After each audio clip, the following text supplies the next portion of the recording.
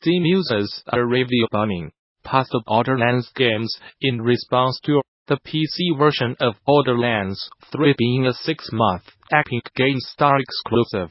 Yesterday, publisher Took announced the threequel would only be heading to Steam in April 2020, 6 months after it launches exclusively on the Epic Game Store. Some fans took the news less well than others, and have decided the best way to avoid their outrage is to post disparaging reviews of Borderlands 1, Borderlands 2 and the pre-sequel on Steam, leaving the trio with recent ratings of mixed, mostly negative. A lot of those reviewers have also chosen to shun words in favor of posting ASCII art that depicts two hands flipping off the Epic Game Store, making their motivations crystal clear. It's only been a few weeks since Valve pledged to curb Steam review bombing by identifying and discounting off-topic reviews, and based on current evidence, the company still has some way to go before it succeeds in managing the issue. Ironically, review bombing will not be a problem for displaying their trade on the Epic Game Store. The marketplace has not launched its user reviews yet, but when it does, they will be opt-in for developers, allowing them to incidentally. We think an opt-in system is best because review bombing under gaming the system is a real problem, said Epic Games founder Tim Sweeney, explaining the company's approach. It's a contrasting approach that makes you wonder if those currently land-basing Borderlands are perhaps only hurting their own cause by convincing some devs that Steam might currently be more trouble than it's worth. Reviews for Borderlands, the pre-sequels since launch, note the recent spike in negative feedback as one last bit of 2018 craziness.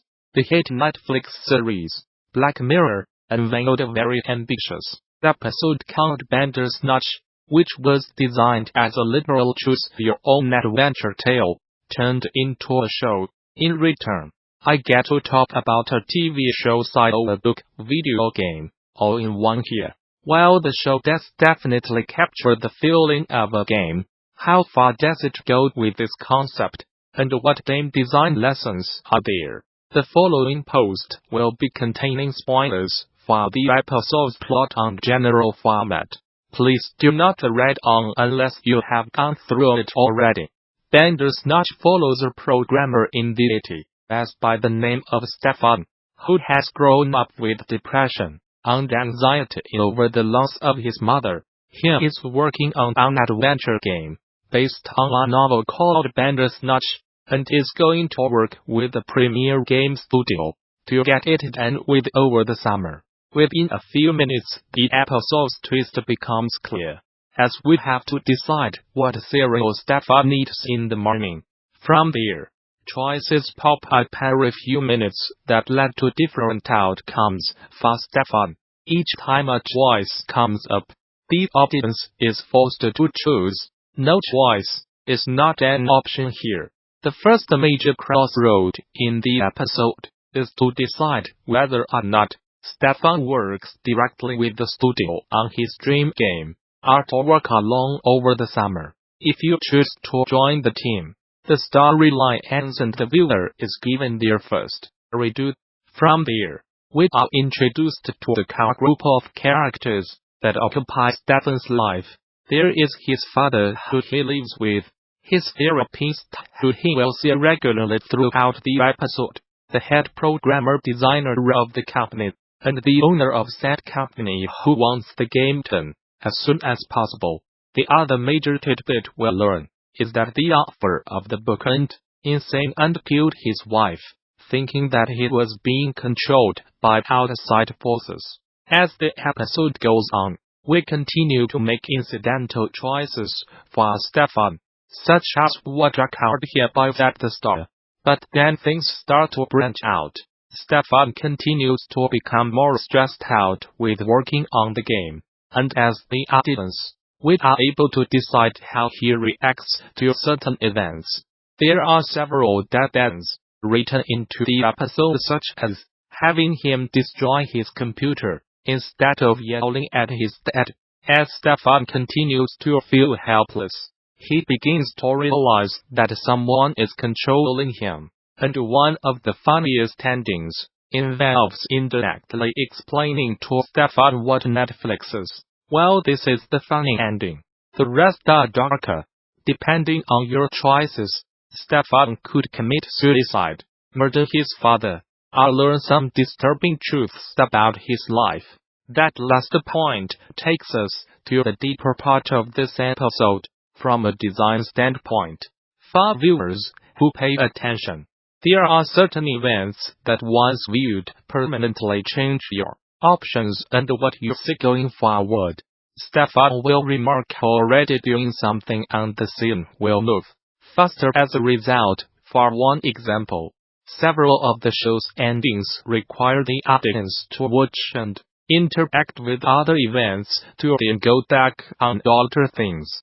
Astute watchers can see endings where Stefan discovers a grand conspiracy surrounding his life, goes back in time, and more. Each time you do reach an end, the show will let you go back to a previous point.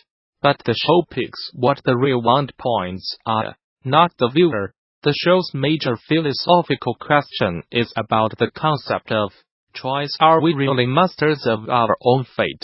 Or is there some unseen guide that pushes us? Are we able to do anything we want?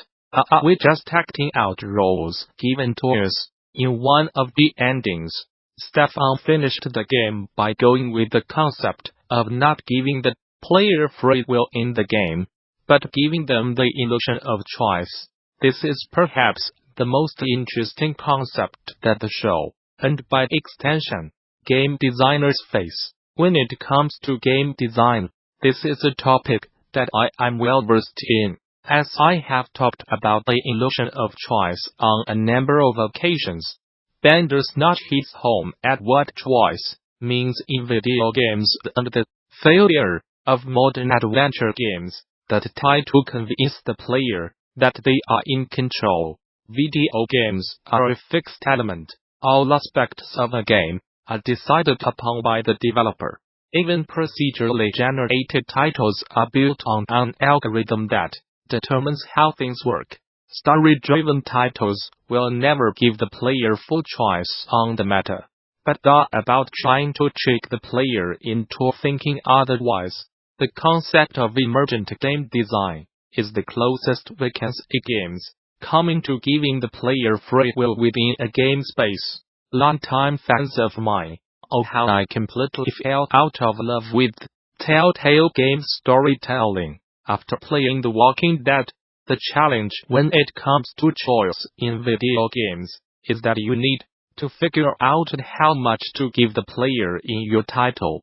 For many action-based games, choice comes down to how you build your character, while leaving the narrative alone. If you give the player too many options, then you are going to have to work harder to keep the illusion going, something that Telltale failed to do.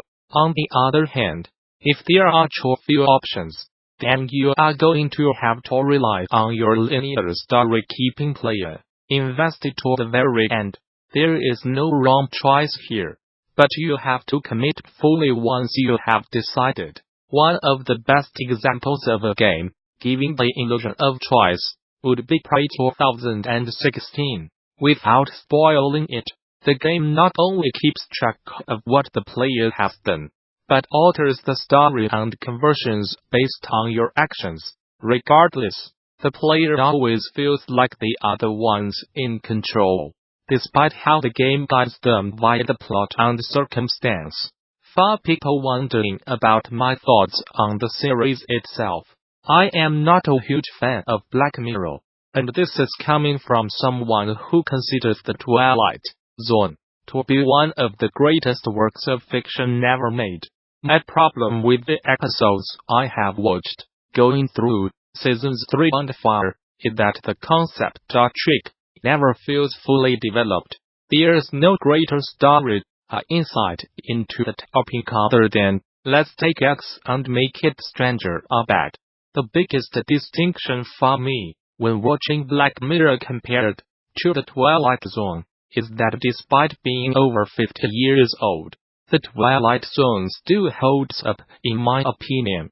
This is due to the stories themselves going beyond the initial premise and saying something about the human condition. The surface layer exploration of Black Mirror feels entirely rooted to this point in time, at least with the episodes I have seen. While episodes like The Howling Man